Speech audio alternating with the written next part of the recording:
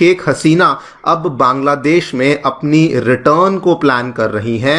लेकिन अब एक लंबी खामोशी के बाद अवामी लीग ने बांग्लादेश में एक बार फिर से हलचल मचा दी है और हलचल भी ऐसी कि सीधा सीधा मोहम्मद यूनुस से इस्तीफा मांग लिया गया है। यूनुस थोड़ा शॉक हो गया, यूनुस इतना शॉक हो गया। अवामी लीग का कहना है कि फरवरी का पूरा महीना हम बांग्लादेश में प्रोटेस्ट करेंगे, जिसके बाद बांग्लादेश में एक नया रेवोल्यूशन आएगा।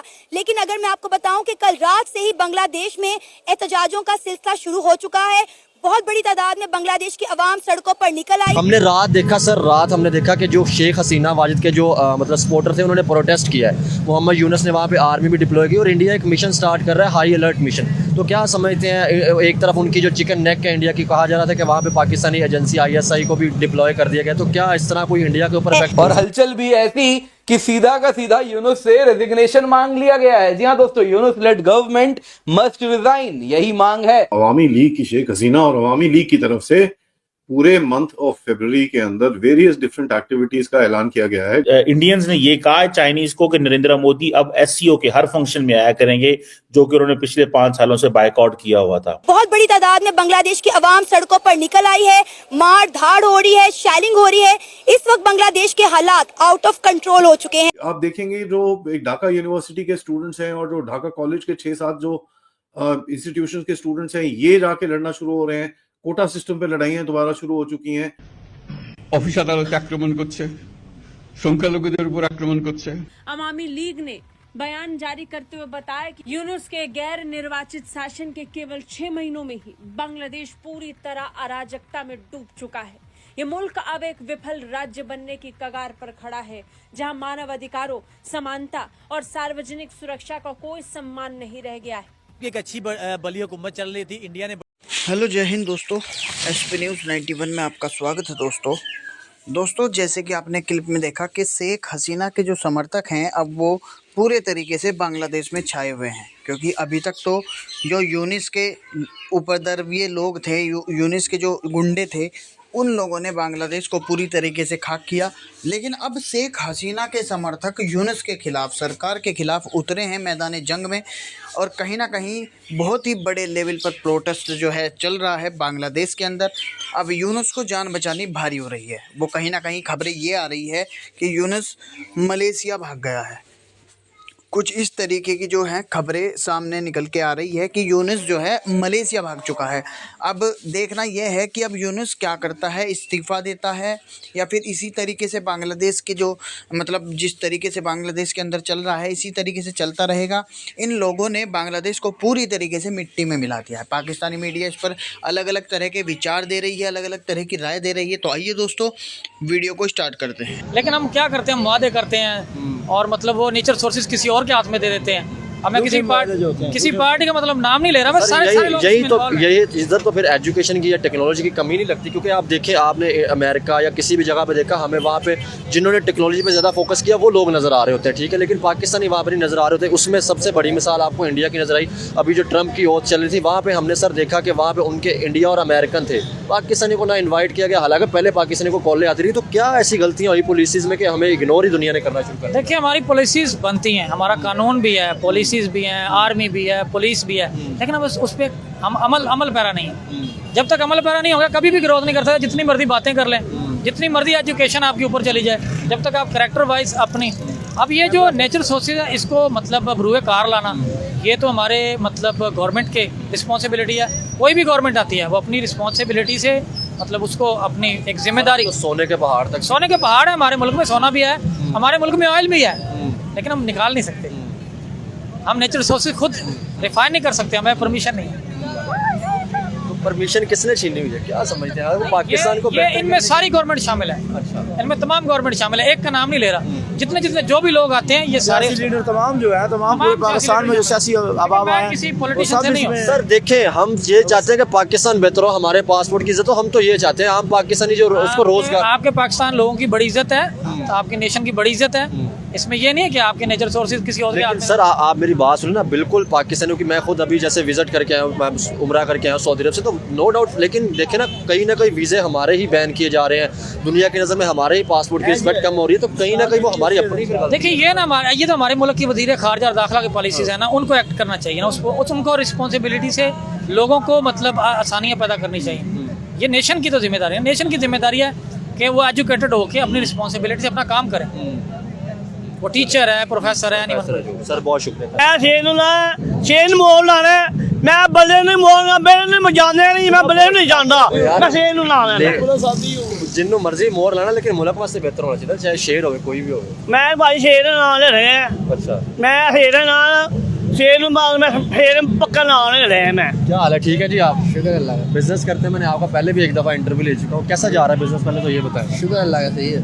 क्या समझते हैं पाकिस्तान के बांग्लादेश के साथ अच्छे तल्लुकात होने जा रहे हैं? ठीक है, शेख हसीना वाजिद के सपोर्टर ने कल फिर एहतजाज करना शुरू कर दिया है, और इंडिया ने भी हाई अलर्ट वहाँ पे अपनी कहा जा रहा है कि उनकी BSF को वहाँ पे वो लगा डिप्लॉय करें, तो क्या इस तरह क्या डेंट पड़ रहा है पाकिस्तान में जो बांग्लादेश के तल्लुकात अच्छे हो रहे हैं? उस लोग का जो एहतजाज है उसका कुछ होता है, लेकिन हमारा जो एहतजाज होता है ना, हमको तो गोलियों से मारे जाते हैं। अच्छा, हमारा कानून को एक बार देख लो, खुद हुकूमत आके खुद आवाम को मारे जा रहे हैं। मुझे आप पठान लग रहे हैं। जी मैं पठान हूँ। पठान है, चलो फिर तो इस तरफ आता हूँ अफगानिस्तान के साथ। हालांकि हमने तो एकदम कहा था कि अफगानिस्तान हमारा ब्रदर मुल्क है, उनके साथ भी हमारे ताल्लुकात अच्छे नहीं है। क्या वजह है? हमारे पॉलिटिशियन, आपको नहीं लगता कि हमारे पॉलिटिशियन जो अमेरिका या बाकी जगह पर यूरोप में जाते हैं, तो वो अफगानिस्तान हमसाये मुल्कों में जाना चाहिए, चाहे वो ईरान है, चाहे वो अफगानिस्तान है, चाहे वो इंडिया है। अगर पाकिस्तान किसी और मुल्क में जाए ना तो उसका कोई इज्जत नहीं होता, अगर अफगानिस्तान का कोई एक लड़के भी जाए ना उसका पूरी इज्जत होते हैं। ये क्या बात है? इस वजह ये समझ नहीं आ रहा। हमारे पाकिस्तान से बहुत लोग गया, हमारा मामू गया, चाचू गया, सारा गया, हम ये नहीं कहते, लेकिन अफगानिस्तान से एक बंदे भी जाए ना इतनी इज्जत होती है उसका, हमें समझ नहीं आ रहा। मतलब मैं आपकी बात समझ, आप कह रहे हैं कि अफगानिस्तान का बंदा बाहर किसी जगह पे जाए तो इज्जत होती है? जी बहुत ज़्यादा इज्जत होती है उसकी। तो यार हम चले, वो तो एक उनका है कि अगर उनकी पॉलिसीज अच्छी है, उनकी इज्जत हो रही है, तो ये अच्छी बात है। तो यही हम चाहते हैं कि अगर पाकिस्तान की भी इज्जत हो, तो मुश्किल होगा पाकिस्तान की इज्जत आना। क्या समझते यार, हम जो यूथ हैं अपने मुल्क में फोकस करने के बजाय हम पीछे से पीछे और मतलब डिसहार्ट होके और ये सारी चीज़ें छोड़ते जा रहे हैं, क्या वजह है? पता नहीं, इसमें हमारा एक लीडर खड़ा नहीं होता। एक लीडर होगा, कोई भी हो, नवाज शरीफ हो, शहबाज शरीफ हो, इमरान खान हो, जो भी हो, एक बंदे सिर्फ पक्का खड़ा हो इधर पाकिस्तान की बेहतरी के लिए। अगर एक बंदा खड़ा होगा, मैं नहीं कहता किसी पार्टी से भी हो, कोई पार्टी भी हो, इमरान खान को, नवाज शरीफ को, शहबाज शरीफ को, बिलावल को, जिसका भी हो, लेकिन खड़ा होना चाहिए एक बंदे को। चले शुक्रिया जी, बहुत शुक्रिया। सर बात करेंगे खान साहब, लाइक बड़े। अस्सलामुअलैकुम। वालेकुम सलाम। सर क्या नाम है आपका? मेरा नाम रफ़ाकत अली ख़ान है। रफ़ाकत साहब क्या करते हैं आप?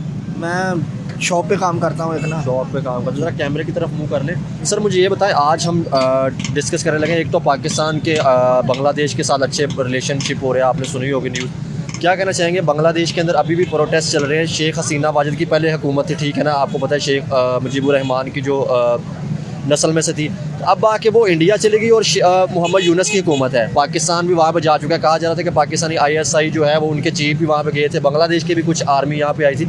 क्या समझते हैं? प्रोटेस्ट दोबारा से स्टार्ट है, इंडिया ने भी अलर्ट मिशन स्टार्ट कर दिया, तो क्या बांग्लादेश से पाकिस्तान को फ़ायदा हो सकता है या नहीं?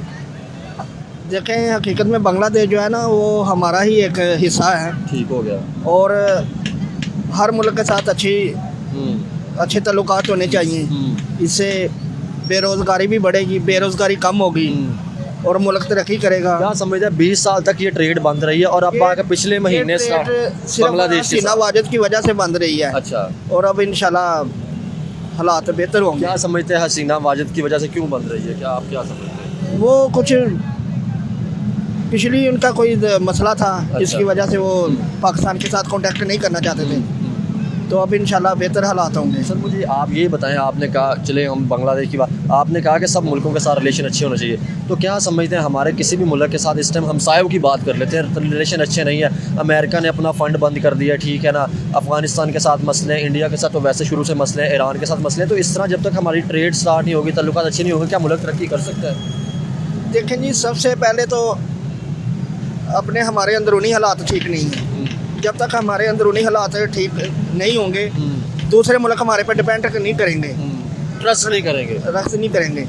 तो इसलिए हमें सबसे पहले अपने अंदरूनी हालात ठीक करने चाहिए, फिर तो दूसरे कंट्री हैं, कोई हमारी इमदाद बंद कर रहा है, कोई हमें कुछ धमकियाँ दे रहा है, कुछ ये कर रहा है, तो बेहतर है कि अपने अंदरूनी हालात क्या समझते हैं हम अवेयरनेस क्यों नहीं करते? हम जो अपने अंदरूनी हालात हैं, चाहे हमारी मीडिया या कुछ भी हो, हम अपने अंदरूनी हालात पे क्यों फोकस नहीं करते, चाहे हमारे पॉलिटिशियन हो, ताकि हम अपने पाकिस्तान को बेहतर करें। जैसे आपने कहा पाकिस्तान को बेहतर करेंगे तो आगे हम नाम जाएगा, पासपोर्ट की इज्जत होगी। सबसे बड़ा मसला ये है कि हम लोग जो है ना वो ये नहीं सोचते कि ये हमारा मुल्क है। कोई भी हुकूमत आए दूसरे जो अपोजिशन लीडर हैं उनकी टांगें खींचना शुरू कर देते हैं। सबसे बड़ा मसला हुकूमत मजबूत हो तो बाहर मुल्क के साथ जो है वो कंडक्ट अच्छे होंगे। अब हुकूमत ही मजबूत नहीं है, हर कहते हैं ये तो फराडियाँ हैं, ये चोर हैं, तो इस तरह ये लोकेशन अच्छी नहीं बनती। आप क्या समझते हैं? अभी जैसे अमेरिका की अगर हम बात कर रहे थे, क्योंकि वो बहुत ज़्यादा पाकिस्तान को फंड देता रहा, चाहे एजुकेशन पे हो, हेल्थ पे हो, ठीक है ना, उसके अलावा भी एनर्जी के भी कुछ प्रोजेक्ट्स हैं जिन पे फंड देता रहा। अभी अमेरिका ने फंड बंद कर दिया है, तो क्या समझते हैं इससे पाकिस्तान में नुकसान तो ऑफकोर्स भी होगा? क्या समझते हैं क्यों ऐसे हालात होते जा रहे हैं? सऊदी अरब की बात, अगर हमारी अमदाद भी बंद कर दे तो कोई मसला नहीं है। अच्छा। पाकिस्तान के अंदर ऐसी मादनियात हैं जो मुल्क को फ़ायदा दे सकती हैं। बिल्कुल, सोने की कानें भी निकली है, ठीक है ना, उसके अलावा गैस है, हर चीज़ पाकिस्तान हम इसको यूज़ क्यों नहीं करते फिर? बस ये हुक्मरानी जानते हैं।